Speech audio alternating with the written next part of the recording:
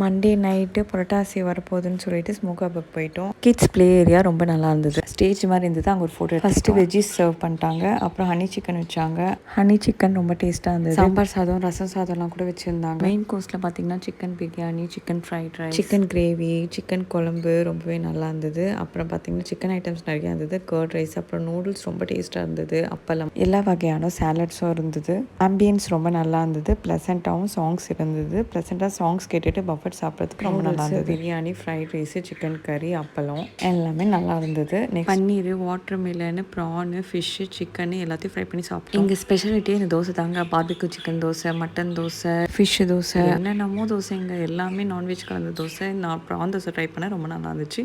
அப்புறம் ஸ்வீட்ஸ் எல்லாத்தையும் ட்ரை பண்ணிட்டோம், ரொம்ப டேஸ்ட்டாக இருந்தது. பானிபூரி சாப்பிட்டோம். அப்புறம் வந்து பாஸ்தா சாப்பிட்டோம், ரொம்ப நல்லா இருந்துச்சு. வீக் டேஸில் போனீங்கன்னா நிறைய ஆஃபரோடு சாப்பிட்லாம். 50% ஆஃபரில் தான் நாங்கள் சாப்பிட்டோம். புரட்டாசி மாதம் முடிஞ்சோடனே நீங்களும் ட்ரை பண்ணி பாருங்கள்.